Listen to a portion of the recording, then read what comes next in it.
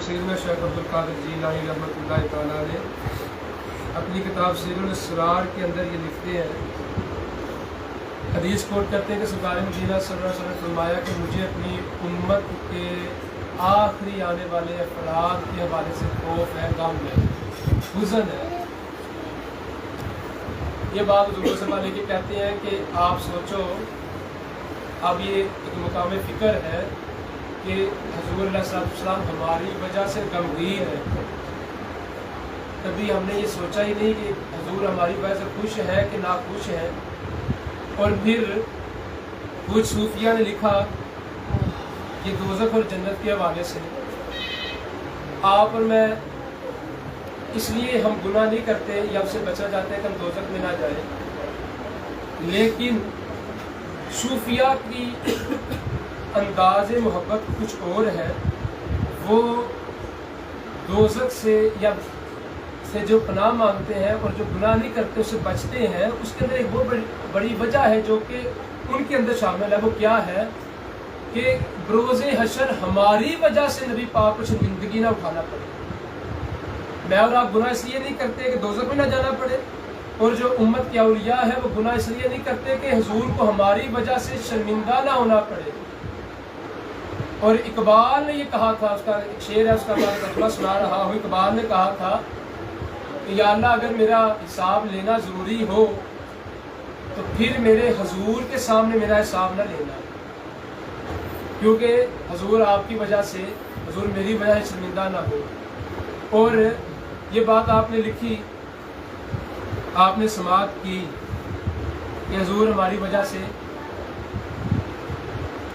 ये परेशान है, गमज़दा है। क्यों गमज़दा है? हुजूर ने कसम उठा के फरमाया कि मेरे साहबा मुझे इस बात का डर नहीं कि तुम मेरे बाद शिर्क करने लगोगे, इस बात का डर है कि तुम्हारे अंदर दुनिया की मोहब्बत जागुज़ी हो जाएगी, तुम दुनियादार हो जाओगे। इसलिए हुजूर हमारी वजह से परेशान इसलिए है कि ये मेरी उम्मत दुनियादार हो जाएगी। और एक फरमान है हुजूर ने कि मेरी उम्मत का आखिरी वक्त में कुर्ब क़यामत में दो काम होंगे, एक औरत और एक माल। सारी बात को मैं खींच कर वहीं लेकर जाना चाहता हूँ माल के ऊपर। हज़रत वासिफ़ अली वासिफ़ रहमतुल्लाह तआला अलैह लिखते हैं, आप फरमाते हैं कि अमीर कौन शख्स है, गरीब कौन है। अगर मैं आप में से किसी से पूछूँ अमीर और गरीब का अगर फ़र्क बताएं तो आप में से अक्सरियत यही कहेगी जिसके पास माल है वो अमीर है, या जिसके पास गाड़ी है वो अमीर है, जिसके पास मोटरसाइकिल है वो गरीब है, या एक आदमी का मोटरसाइकिल है वो अमीर है, जिसके पास साइकिल है वो गरीब है, या जिसके पास साइकिल है वो अमीर है, जो आदमी पैदल है वो गरीब है। नहीं, आसान सी तारीफ दी है। आप फरमाते हैं कि अगर तुम्हारी तमन्ना और तुम्हारी ख्वाहिश तुम्हारे हसूल से ज़्यादा है तो तुम गरीब हो। अगर मेरी तमन्ना, मेरी ख्वाहिशात मेरे हसूल आमदनी से ज़्यादा है तो मैं गरीब हुआ। फरमाता है कि एक इंसान करोड़ रुपया कमाता है और लेकिन उसकी ख्वाहिशात है 1.5 करोड़ वाली, तो वो गरीब है। और अगर एक इंसान कमाता है लाख और उसकी ख्वाहिशात है 50,000 वाली, फिर वो अमीर है। ये वो डेफिनेशन है जो दुनियादारों को समझ आ सकती है। आज मुझे और आपको समझना चाहिए इस फ़र्क को, और इस फ़र्क को मिटाना चाहिए। अगर तो मेरी तमन्ना मेरी और मेरे पाँव मेरी चादर के अंदर है तो फिर मैं अमीर हूँ, और अगर मेरी ख्वाहिशात ही मेरे सर पर सवार है तो मैं जितना मर्जी भी मालदार हूँ मैं गरीब हूँ। सिर्फ हमने इस अमीरी के चक्कर में हुजूर का दामन छोड़ दिया है, सिर्फ इस चक्कर में कि माल अमीर होना। और सूफिया फरमाते हैं और इसकी तारीफ सुने अमीर और गरीब की, फरमाते हैं कि जिसके पास हुजूर का दामन है, इश्क़ मुस्तफ़ा की दौलत है, वो अमीर है। और जिसके पास दौलत नहीं, हुजूर की मोहब्बत नहीं, वो गरीब है। चाहे जितना मर्जी अमीर हो, बज़ाहिर उसके पास सब कुछ हो, लेकिन वो फिर भी गरीब है। और एक और तारीफ सुन लें, औलिया उम्मत कहते हैं कि अगर आप आखिरी वक्त मरते वक्त हुजूर की मोहब्बत लेकर मरे तो आप अमीर हैं। अगर वहाँ का सौदा आपके पास है, जो कि वहाँ पे चलती ही हुजूर की मोहब्बत है, खुदा की मोहब्बत है, हुजूर की आल की मोहब्बत, हुजूर के सहाब की मोहब्बत, अगर आप इसके बगैर चले गए तो फिर आप गरीब हैं। और अगर आप वो मोहब्बत लेकर गए फिर आप अमीर हैं, और अगर वो मोहब्बत के बगैर गए तो फिर हम गरीब हैं।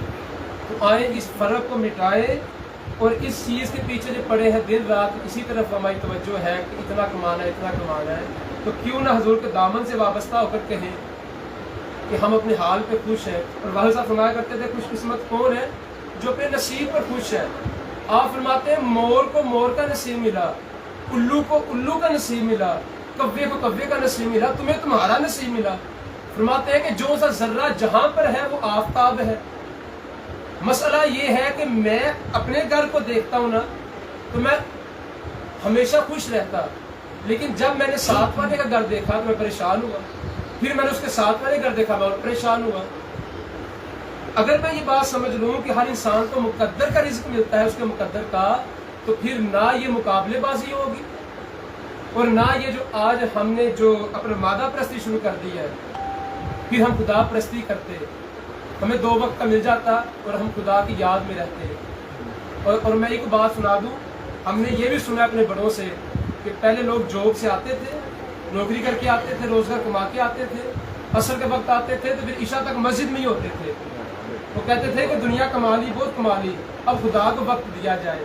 اور آج دیکھیں ہمارے پاس وقت نہیں ہے، ہمارے پاس خدا کو دینے کے لیے لمحہ نہیں ہے، اور خدا سے ہم سب کچھ چاہتے ہیں۔